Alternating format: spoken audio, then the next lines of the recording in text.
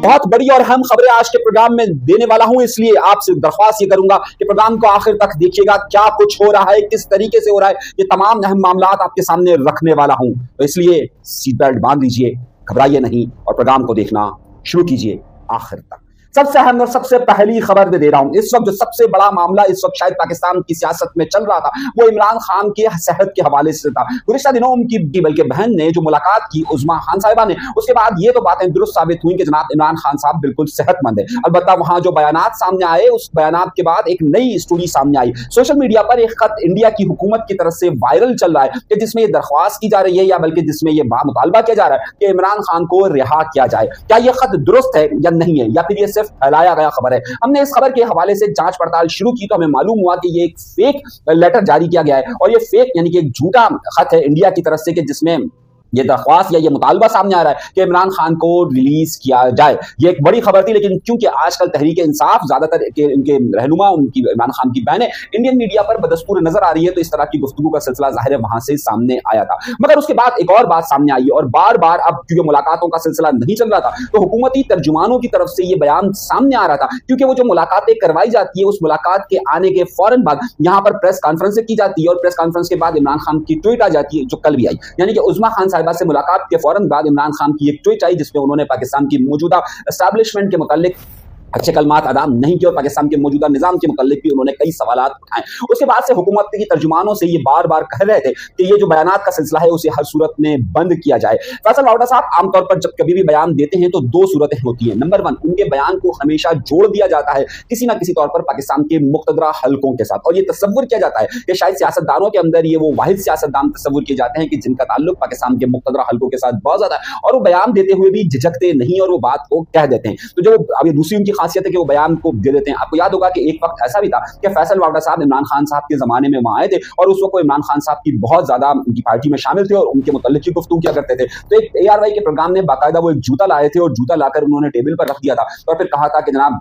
ऐसे चाटिए या ऐसी खिदमत कीजिए। खैर उन्होंने उस वक्त मुस्लिम लीग नून पर तनकीद की थी, लेकिन आजकल वो तनकीद का रुख अपने तहरीक इंसाफ की तरफ यानी कि अपनी ही जमात की तरफ जा रहा है। पहले भी उनके मुक़तदरा हल्कों के साथ बड़े गहरे ताल्लुक थे, आज भी उनके ताल्लुकात है, लेकिन खैर नुक्ता ये नहीं है। अलबत्ता फैसल वावड़ा साहब बड़े सख्त बयान देते हैं और उन्होंने जो ये इमरान खान के लोग जो प्रेस कॉन्फ्रेंसेस करते हैं उस पर उन्होंने कहा कि अगर इस तरह की गुफ्तगू हुई तो और पाक फौज या फिर फील्ड मार्शल साहब के मुताल्लिक या फिर पाकिस्तान के इस्तेहकाम के लिए बात हुई तो अब उन लोगों की जबानें खींच ली जाएगी और उनकी जबानों से फिर जूतों के सोल बनाए जाएंगे। बड़ा सख्त स्टेटमेंट इस वक्त सामने आया तो बहुत सारे लोग कह रहे हैं कि क्या वाकई में कुछ मामला होने वाले हैं। इसी की वाकई की फिर आगे जाकर वो मजीद बयान ये करते हैं फैसल वावड़ा साहब कि वो तमाम लोग जो कि 9 मई के वाकयात में मुलविस हैं और जो खैबर पख्तूनख्वा के अंदर मौजूद हैं उनके खिलाफ भी ऑपरेशन की तैयारियां की जा रही हैं। तो तहरीक इंसाफ के खिलाफ क्या इस वक्त वाकई में कोई बहुत बड़ा महाज शुरू हो रहा है या फिर एक बार फिर तहरीक इंसाफ के खिलाफ कोई नए ऑपरेशन की तैयारी शुरू हो रही है या फिर तहरीक इंसाफ को निमटने के लिए कोई और नया सिलसिला शुरू किया जा रहा है? इस वक्त तहरीक इंसाफ के हवाले से जो अफवाहें जो खासतौर पर तहरीक इंसाफ के लोगों की तरफ से जो बयानियां बनाया जाता है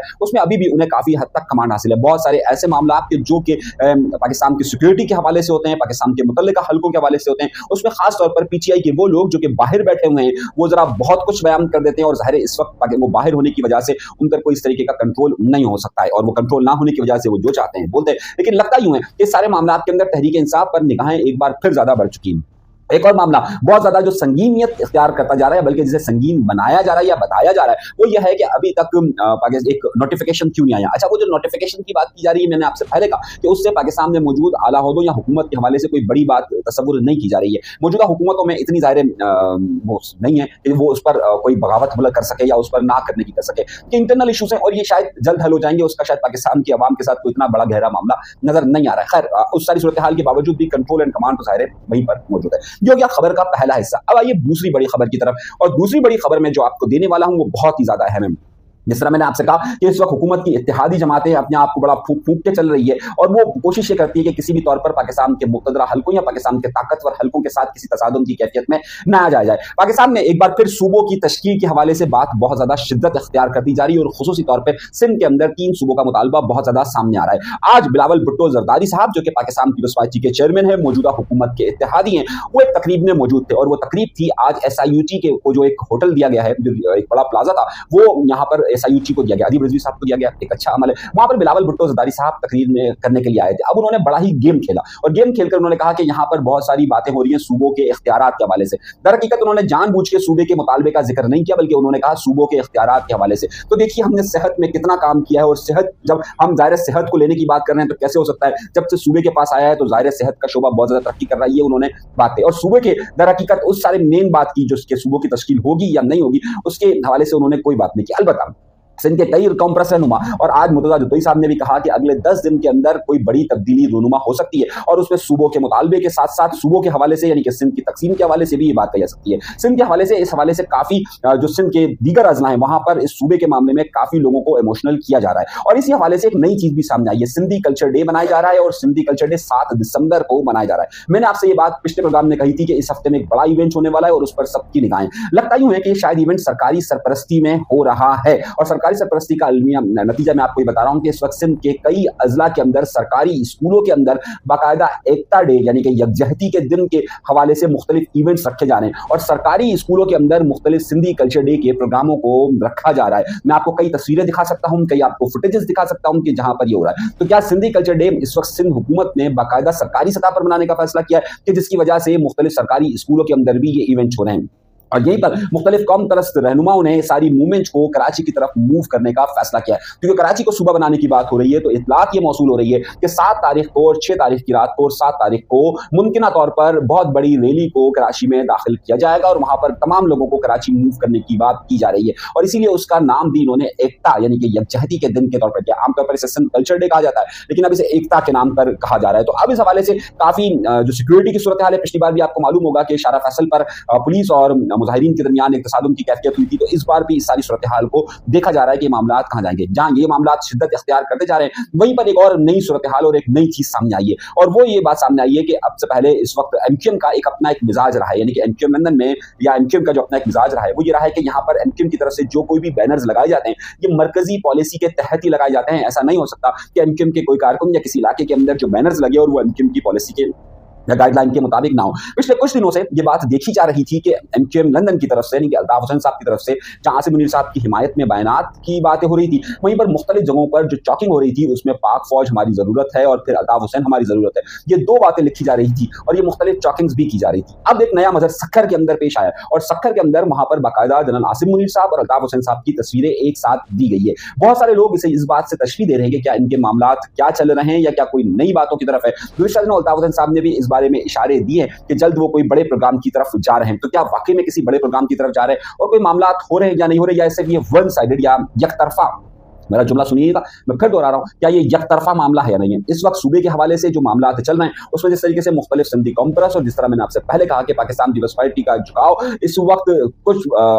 इनडायरेक्टली पाकिस्तान पीपल्स पार्टी इनडायरेक्टली इस वक्त सूबाई खुदमुख्तारी और दीगर मामला पर पाकिस्तान के बज़ाहिर ऐसा नजर आता है कि पाकिस्तान के मुक़तदरा हल्कों की सोच के मुखालिफ सिमतें अपने आप को जाहिर कर रही है। तो क्या मुखालिफ सिमतें जाहिर करने के साथ साथ वो इन तमाम मामला में भी सपोर्ट कर रही है कि जो वहाँ पर मुख्तलिफ कॉन्फ्रेंस जमातें कर रही है, और इस सूरत हाल में क्या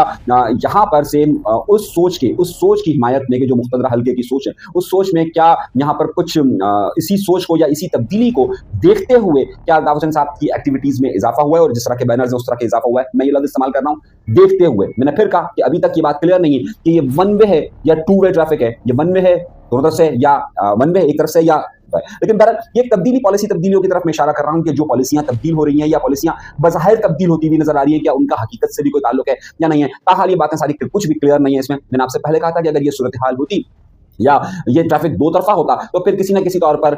जो इस वक्त निसार पवन साहब हैं या अनवर तरीन साहब हैं वो बाहर आ चुके होते। तो अभी तक ये 1 साइडेड ही लग रहा है, ये 2 साइडेड में तब्दील होता है या नहीं होता है, ताहाल इस वक्त कुछ भी नहीं कहा जा सकता। ये सारी सूरत हाल है। अगली खबर की तरफ मैं आता हूँ और वो खबर है मुर्तज़ा भुट्टो के हवाले से। 20 सितंबर को 1993 को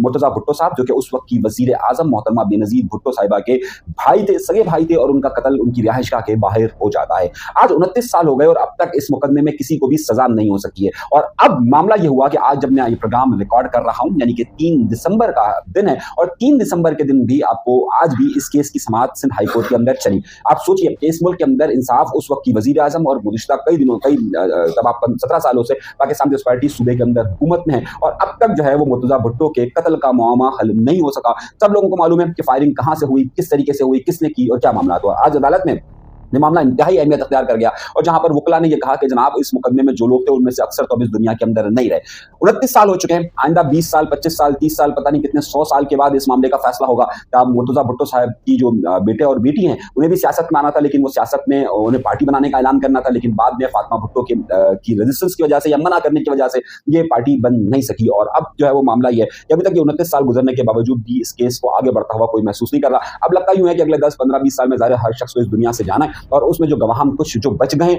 या जिन पर मुल्जिमान का इल्जाम है वो बच गए, तो वो भी शायद अब मामला खत्म होता हुआ नजर आ रहा है। लेकिन खैर अब इसमें फिर 17 जनवरी की तारीख दे दी गई है, यानी अगले साल की फिर तारीख दे दी गई है, फिर 2 महीने की तारीख दे दी जाएगी और न जाने और मजीद कितने 29 साल इस हवाले से गुजर जाएंगे। एक बड़ी खबर ये भी थी।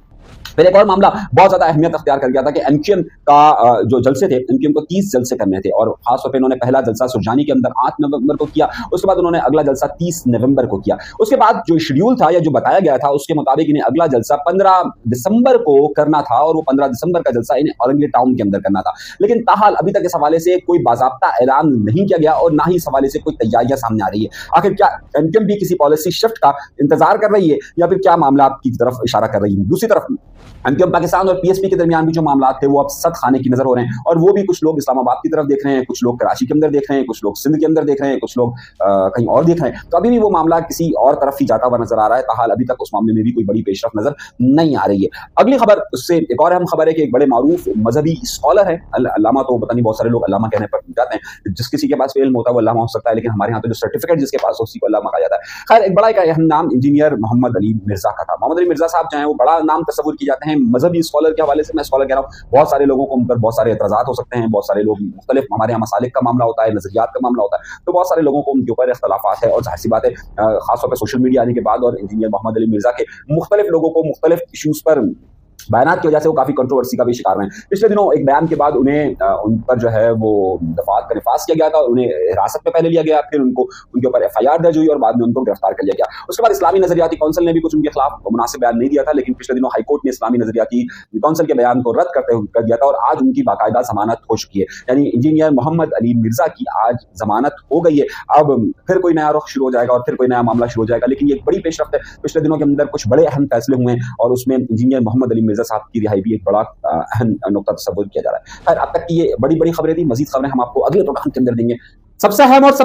और सबसे जरूरी बात तो रह गई, यहाँ पर इल्जामात का सिलसिला जारी है और एक दूसरे पर इल्जामात आयद किए जा रहे हैं। वो वीडियो आ गई और वो चीजें भी सामने आ गई कि बच्चा किस तरीके से उस गटर में गिरा। आइए जरा सा इस वीडियो को देखते हैं और समझते हैं। ये खातून इस जो भी शॉपिंग मॉल था उससे बाहर आती है और बाहर आकर जैसे ही वो बाहर निकलती है, स्कूटर्स को क्रॉस करती है, बच्चा उसके साथ चल रहा होता है और सिर्फ 1 से 2 कदम का फासला होता है, बच्चा उस माँ के सामने गटर में गिर जाता है। बहुत सारे लोग जो कि ये बयानिया बना देते हैं हमारे यहाँ पर कि जो विक्टिम होता है यानी कि जिस पर जुल्म होता है हमारे यहाँ उसी पर सारे इल्जामात आयद कर दिए जाते हैं, लेकिन ये बात वाज़ेह तौर पर नजर आ रही है कि इस खातून का कसूर नहीं था, बच्चा इससे सिर्फ 1 कदम के फासले पर था और वहां पर मालूम नहीं था कि गड़ा है। अब हुआ ये कि उस दिन की इंतजामी खामियां आपके सामने मौजूद थी कि जिसमें ये बात वाज़ेह हो रही थी कि यहाँ पर गड़ा पड़ा हुआ है। पहले टाउन्स वहां पर आया नहीं, टाउन्स ने कि लोगों ने जब जमात इस्लामी के टाउन नाजिम पर तनकीद की तो उसके बाद टाउन नाजिम ने ये कह दिया कि ये मेरा मामला नहीं, ये तो KMC पर जाता है। जब लोगों ने KMC पर तनकीद की और KMC का मामला वहां पर नहीं पहुंचा और मुर्तजा वहाब साहब रात भर जब गायब रहे और सुबह जब वो जागते हैं तो उसके बाद ये मामला जब उनके ऊपर डाला जाता है तो फिर वो डाल देते हैं कि ये मामला तो हमारा है ही नहीं।